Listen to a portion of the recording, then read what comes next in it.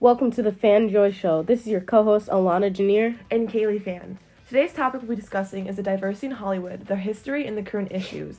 Minorities have been unfairly represented in all work industries, but especially in the film/television business, behind and on camera. According to The Guardian, the percentage of white characters in top films has decreased slightly since 2007. However, people of color were still underrepresented in last year's movies, with only 4.8% Asian characters, 6.2% Hispanic, and 12.1% Black. Additionally, the report from the USC and Inclusion Initiative analyzed the top 100 films each year since 2007 and found that only 31.8% of characters with dialogue were women last year, roughly the same ratio that has persisted for the last 11 years.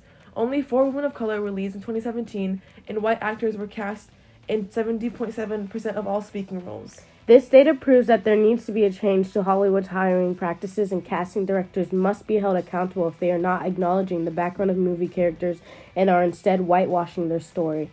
Now that it is 2020, it should not be a shock or a movement when we see appropriate culture portrayal on screen. It should be something we are used to.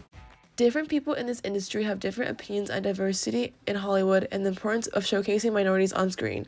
Take A-list actress Scarlett Johansson, for example, who apparently didn't have the most open message to share. She faced criticism in the past for starring as a Japanese woman in 2017's Ghost in the Shell, which is an example of whitewashing. Johansson has pushed back against those who criticize her choices by suggesting she should be allowed to play anyone or anything. Johansson spoke with David Sale for the As If magazine, and she states, as an actor, I should be allowed to play any person or any tree or any animal because that is my job and the requirement of my job.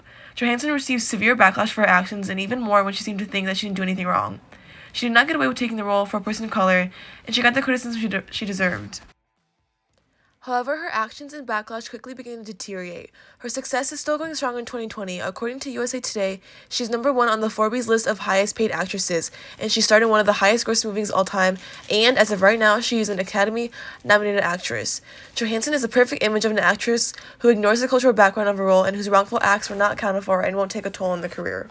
Differing from Johansson's views comes Spike Lee, whose message seemed to be the opposite of Johansson's. Spike Lee criticized the Academy at its acceptance speech, stating, I'm here. Everybody in here probably voted for Obama. But when I go to offices, I ain't see no black folks, except brother man at the security guard who checks my name off the list as I go into the studio. So we could talk, yabba, yabba, yabba, but we need to have some serious discussion about diversity and get some flavor up in this. He also praised the Academy's president, Cheryl Isaacs, for attempting to effect change in the institution's ranks. Isaacs seems to genuinely want to make a difference. Isaacs wants the Academy to lead and not wait for the industry to catch up. The Academy Board said in a statement that its goal was to commit to doubling the number of women and diverse members of the Academy by 2020.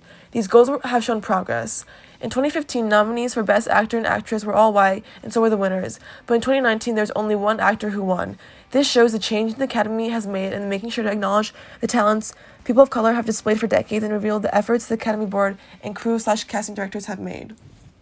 The industry over the years has adjusted to the inclusion of minorities in many roles in Hollywood, but it comes to an extent. Celebrities such as Zendaya have spoken against the acceptable version of a black actor. She spoke on how, as a light-skinned woman, it was important for her to create and promote roles for darker-skinned women in film. Zendaya states at BeautyCon, as a light-skinned black woman, that's important that I say, listen, I'm using my privilege and my platform to show you how much beauty there is in the African American community and how much more.